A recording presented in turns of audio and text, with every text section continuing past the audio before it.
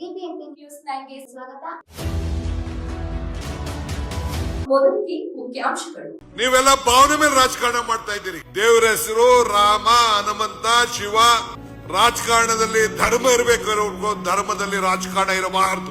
Election ನಲ್ಲಿ 141 seat ಬರ್ತದೆ, ಇದನ್ನ ಬರ್ಕೊಳ್ಳಿ ಅಂತ ಮಾತನ್ನ ಈ ಸಂದರ್ಭದಲ್ಲಿ ನಾನು ಹೇಳ್ತಾ ಇದ್ದೇನೆ. ಬಿಜೆಪಿ ಅವರು ಕೇಳ್ತಾ ಇದ್ದೀನಿ, ನಮ್ಮ ಕಾಲದಲ್ಲಿ ಉಳುವನಿಗೆ ಭೂಮಿ ಕೊಟ್ಟು ಆಶ್ರಯ ಕೊಟ್ಟು ನೀವೆಲ್ಲ ಭಾವನೆ ಮೇಲೆ ರಾಜಕಾರಣ ಮಾಡ್ತಾ ಇದ್ದೀರಿ. ನಾವು ಬದುಕಿನ ಮೇಲೆ ರಾಜಕಾರಣ ಮಾಡ್ತಾ ಇದ್ದೀವಿ.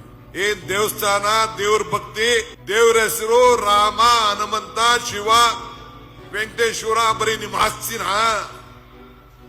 ದೇಶದ ಎಲ್ಲ ವರ್ಗದ ಜನರ ಆಸ್ತಿ. ರಾಜಕಾರಣದಲ್ಲಿ ಧರ್ಮ ಇರಬೇಕು, ಧರ್ಮದಲ್ಲಿ ರಾಜಕಾರಣ ಇರಬಾರದು. ನಾನು ಉಳೋನ್ಗೆ ಭೂಮಿ ವಿಚಾರ ಹೇಳಿದೆ. ಏನಾದ್ರು ಬಿಜೆಪಿ ಕೊಟ್ಟಿದ್ದ ಇದನ್ನ? ದೇವರಾಜ ಅರಸರ ಕಾಲದಲ್ಲಿ ಇಂದಿರಾ ಗಾಂಧಿ ಅವರು ಕಾಂಗ್ರೆಸ್ ಸರ್ಕಾರ ಕೊಡ್ತು. ಪೆನ್ಷನ್ ಕೊಡ್ತಾ ಇದೀವಿ ನಿಮ್ಗೆಲ್ಲ, ಓಲ್ಡ್ ಏಜ್ ಪೆನ್ಷನ್. ಯಾರು ಕೊಟ್ರು ಅದನ್ನ? ಇಂದಿರಾ ಗಾಂಧಿ ಅವರು ಕೊಟ್ರು.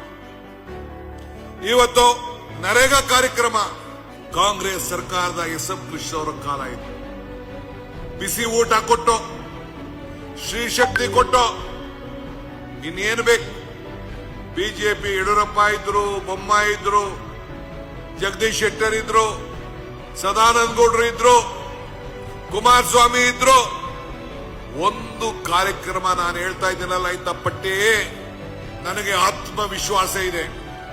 ನಿಮಗೆ ಹೇಳ್ತಾ ಇದ್ದೀನಿ, ಮುಂದಿನ ಚುನಾವಣೆಯಲ್ಲಿ ಈ ಬಾರಿ 136 ಸೀಟು, ಮುಂದಿನ ಎಲೆಕ್ಷನ್ ನಲ್ಲಿ 141 ಸೀಟು ಬರ್ತದೆ, ಇದನ್ನ ಬರ್ಕೊಳ್ಳಿ ಅಂತ ಮಾತನ್ನ ಈ ಸಂದರ್ಭದಲ್ಲಿ ನಾನು ಹೇಳ್ತಾ ಇದ್ದೇನೆ.